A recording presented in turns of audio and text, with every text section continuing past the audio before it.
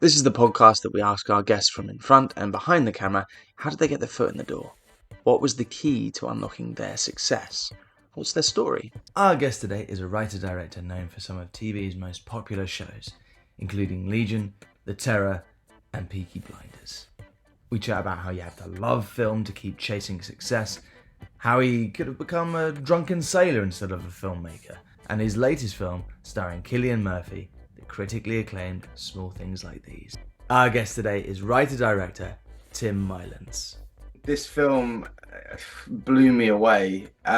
You must be, to get something like this made in the first place with the cast you've got, it must be amazing to be at this point now where it's, being nominated for awards and everything else. How's it feel?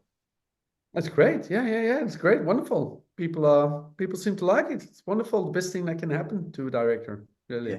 Yeah. And how did this project start? I mean, now, it's been out in the cinema, it's gone on to streaming, but like the process of, getting this film made. I know you've written, directed many things and you've taken something from the writing process, but with this, like directing it and nurturing it up until the point of release, how did this become your project in the first place? I think me and Cillian know each other from Peaky Blinders, where we worked together, and then Cillian saw my first movie called Patrick, and that's the moment where we kind of decided, like, let's try to find something. Let's try to find material. And then I remember his wife coming up with the book. I still remember her waving with the book in front of us. And then I read the book, and I think what attracted me as a foreigner was the story of grief, which was a theme that always comes back in whatever I do, Mm. but because I experienced a similar trauma. And I actually like investigating that trauma again together with an actor like Cillian. That was kind of a no-brainer.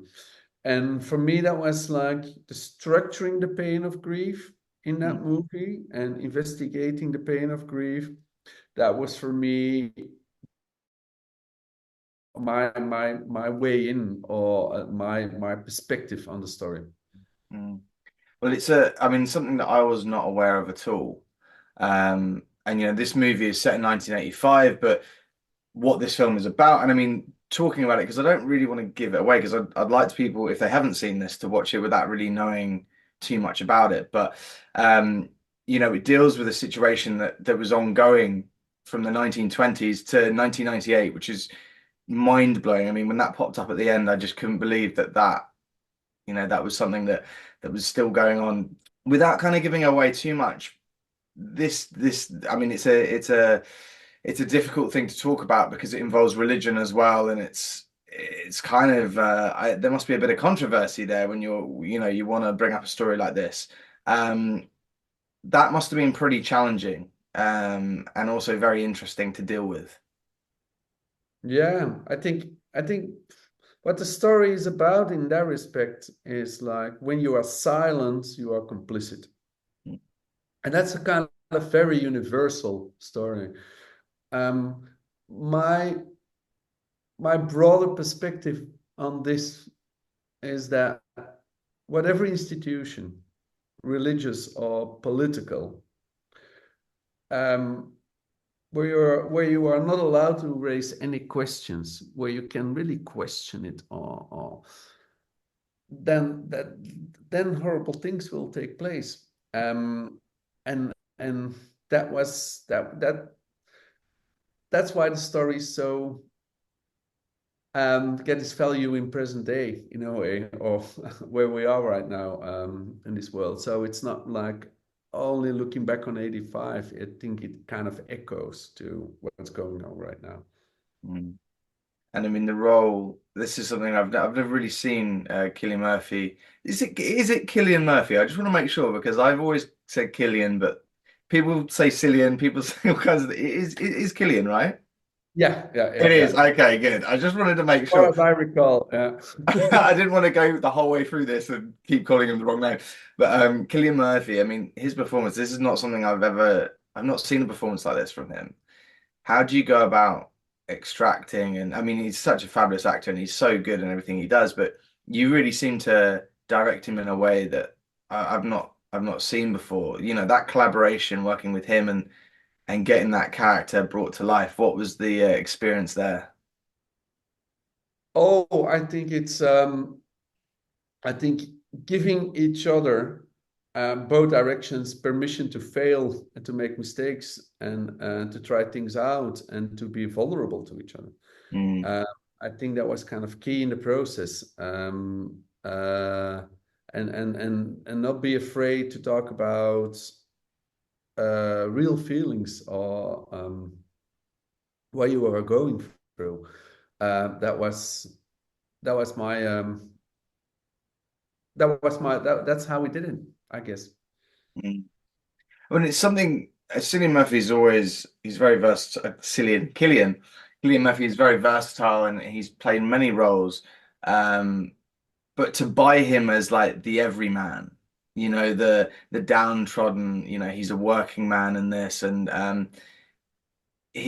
mean, one thing that really popped out at me was the fact that every time you see him get home, the first thing he does is wash his hands. He's like washing his hands of the day, and that was a kind of you know a thing that popped up a few times, and I loved that. But you really bought him as like this kind of it's a sad role, and you know he's haunted by his past.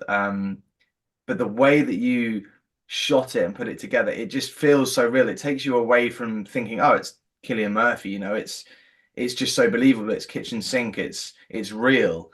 How do you go about, you know, making someone like Cillian Murphy a movie star into this everyman, into this believable, you know, downtrodden guy? I think I don't think much of myself, but I'm good in one thing. I got a knack in one thing, and that's unfortunately that's vulnerable men with a depression. I mean, everyone's got to have their niche. Everybody gets something.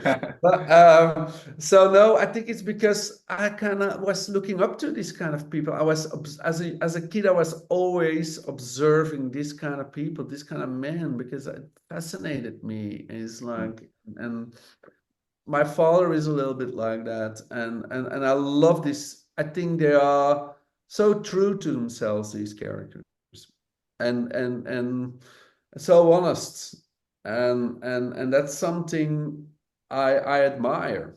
I Mm, admire. I don't have it, but I admire, and I'm fascinated by it, and I investigating it for a while throughout my life, and these are kind of I don't see them as vulnerable. I see them kind of as heroes. And in this case, he is a hero. mm, The real heroes don't talk about it. They're quiet and they do it. Um, and they're kind of a role model, Will, really. I don't look down on them. I look up to them. I admire them. And I mm. think I get so much appreciation and love towards this character that I think that is true and honest, and I think that that's something I try to communicate with Cillian. Now for a quick break. We'll be back to the episode shortly.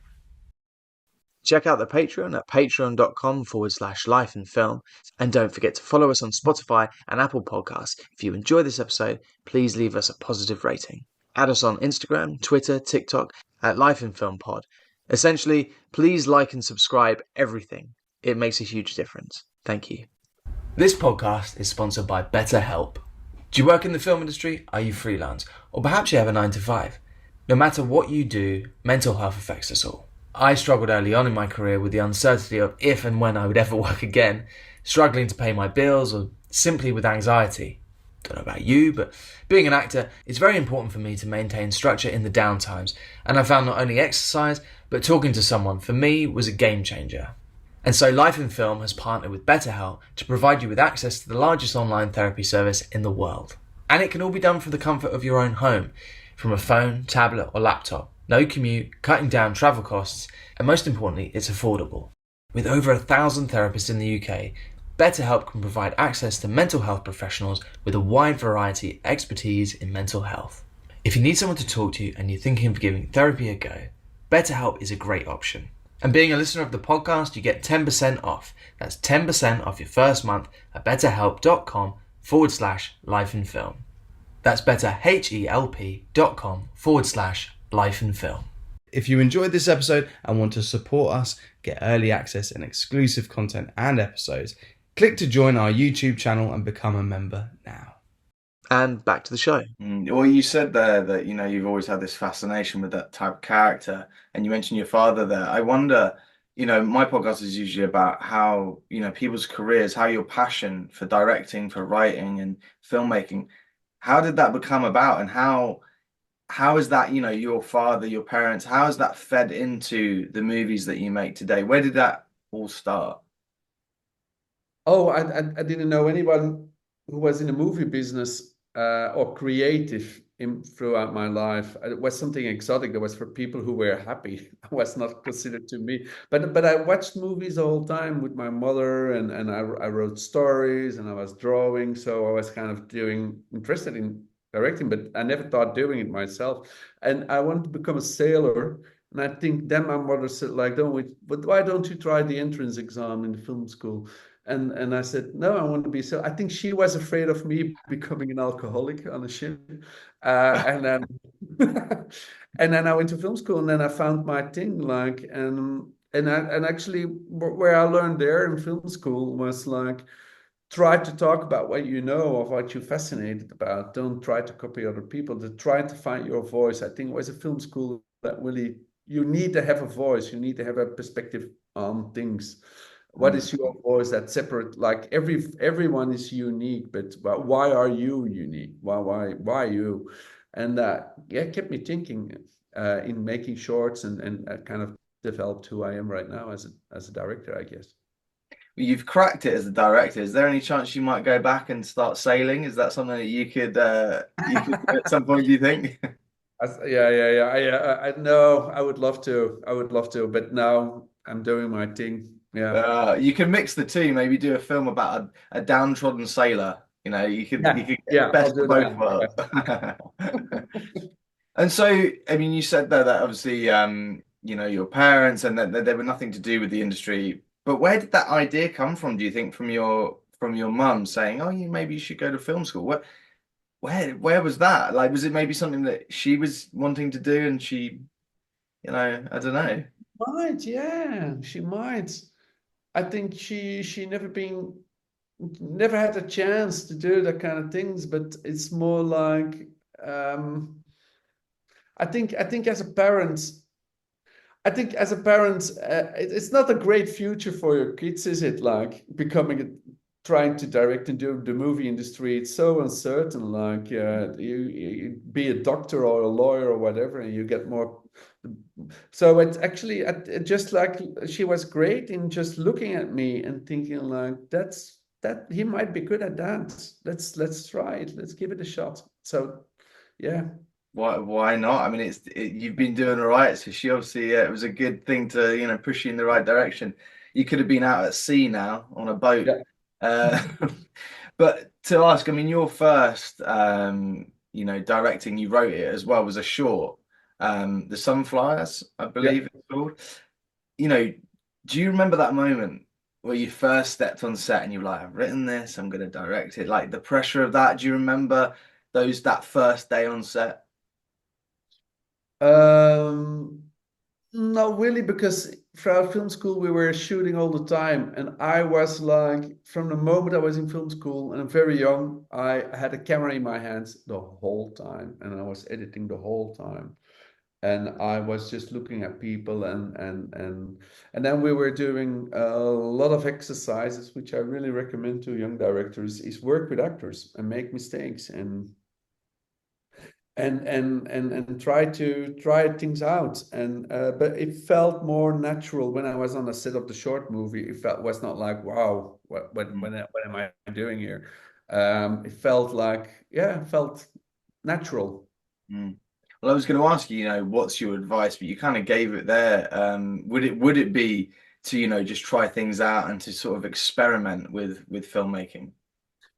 What helped me a lot was like, there's a craft, Mm. and there's the voice inside of you, and I think you have to kind of bring them together. First, like, why you? Why are you interesting to tell stories or have certain perspectives on stories? I think every human being has something to say. It's like just pull it out of you, find it. And then I after film school, I went in a lot of very, like cop dramas. Like I did like 2 seasons of cop dramas where I was on the set every time with poor dialogue, with and then thinking with yourself, how can I make this interesting? How can I make this work? How can I make this dialogue work? How can I make the suspense work? Like, and just like doing your training and doing your make mistakes and try things out and then and at the same time think about who you are and why you want to make movies and why you can bring to the table. I think that kind of evolution, and it's with a lot of falling and going back again and have a lot of perseverance. It's been horrible. I love that. I love that. I mean, I mean that is the thing. It is so difficult, and because I'm an actor myself, and I've directed a few shorts, and Yeah. it is survival, and it's so difficult, and you have to find different avenues to sort of survive, and that's why I'm doing this podcast. I get the opportunity to speak to people like you, which is amazing. But it is all about just that it can be a grind, and I think that's so important for people to know when they're starting out. It's not going to be easy. It's going to be hard. There's no guarantees. But I love that. I love your honesty. No, and I think a lot of times I thought like what kept me going is like if I'm failing with everything Mm. and I got nothing, I said like I just still gonna find a camera and shoot. I'm not gonna give up. Like even when I'm all the money ran out of all money and everything, I still gonna do this. Of course, I got nothing else. So that felt that from the moment I got that in my head was like it was kind of a relief. Like I Mm. will never stop. That helped. That's good. That's good. Never stop. Never stop. You've done a real array of different projects, and you've done quite a bit of really great TV. I mean, obviously you mentioned Peaky Blinders and meeting Cillian on the set there. The differences between doing a feature film and then doing something like Peaky is, I mean, that must be quite vast, especially if, a show like that has a lot of different directors and you're coming in to do a bit. And I believe you did like 6, 7 episodes of that. What is the differences between for you, having your own film and then jumping in and doing episodes of something like Peaky Blinders? I was always working on my own scripts, so I was always I had my own films going, so I wanted to make my own film. So I was doing kind of TV in between, also when it took like a year out of my schedule, and I felt I got more skilled as a director when I going into Legion, really for Legion and the Terror, and I felt like I'm becoming more skilled. So if I want to if I want something, I want to get there. I know how to do it now. I get more techniques and I felt more skilled. And that was kind of, but I always went back to my own stories and like why I want to tell this. Well, why me? Same question. And then that kept me always to kind of art house independent movies where I want to go back to. Mm. I mean, you've also got another film that you're doing with Cillian. I don't know if it's on IMDb, so I don't know how official that is. But I believe your next project is with Cillian. Is that correct? Yeah, it's a Netflix movie. Yeah, yeah. Oh, okay. So is that done? Is that finished, or That's is it? fun. Yeah, yeah, That's yeah. done. That's finished. Is there much you can say about that one, or is it under wraps? A little bit, yeah, a little bit, but we're very pleased, and yeah, I think Cillian is great in it as well. It's going to be totally different, but we're really excited about that. We don't know anything about release yet, but yeah, let's save it up, I'd say. Yeah, amazing. I'm looking forward to it. I really enjoyed this movie, genuinely. It's one of those films where you feel like you've kind of survived something, you've really experienced it watching a film like this. So thank you for that experience and thank you for making this film. Most embarrassing moments, yeah. Uh, I don't know. I think what I just said is like there's always this moment that you think like, should I continue doing this? Mm, And if you for me it was like, I'm so much in love with doing this. Don't give up. I don't have like a specific anecdote really at the moment. No. I feel like that's such a huge part of being in the industry, whether you be a director, a writer, or an actor, whatever it is. I think that I can't remember who said the famous quote, but there is that famous quote where, if you keep doing it, you're trying to succeed. If you just quit, well, that's the end of that, isn't it? Like you've just got to keep going and keep pushing forward. And if it's something you love, you just got to keep going, got to find ways to pay the bills while it's hard, and get to the point where you are now. I also think like being in love with movies. Don't let it be. Don't do it for the red carpet. Do it because you're in love with it. And if the love is honest and true, then I think it all comes together. Do you have a movie that was a big influence on you growing up? Something that you watched, even if it was when you were a child, and it was something you watched and you thought, "Wow, I'd love to do that," Yeah, I think Werkmeister's harmonies from Bellatar was like, wow, this is good. I think like everyone at the same time, The Big Lebowski was like when I saw it for the first time. It's like, yeah. I'm ashamed to say I saw that film quite late, but when there's that so much hype behind something, you think, am I really going to enjoy it? And I loved it. It also introduced me to a White Russian, which I was very thankful for as well. But that's a banger of a film. But great influences. And is there something like The Big Lebowski? Is there maybe it's the project you've just done, maybe it is small things like these, but is there a project that you're kind of like, oh, I'd love to do that. I'd love to do something like that? Not really. No. I think the beautiful thing about making movies is like you can jump in different lives. I think we've been so many different arenas, so many different worlds. Like, let me just explore and dive into other worlds. I think that's the beautiful thing about making movies, is that you can identify with totally different people and totally different worlds. I think a lot of lives are people just being born and die in the kind of same environment, same world, same profession. And I think that the beauty of what we are doing is that we can transform all the time and travel with our job. Thank you so much, man, for taking the time. Right. Thanks for having me. It was nice talking to you. Bye-bye. All good, man. Take care. All the best. If you enjoyed this episode and want to support us, get early access and exclusive content and episodes, click to join our YouTube channel and become a member now. Thank you to our guest Tim, and thank you to Alex and the team at Alternate Current. As always, thank you to our sponsor, Betterhelp.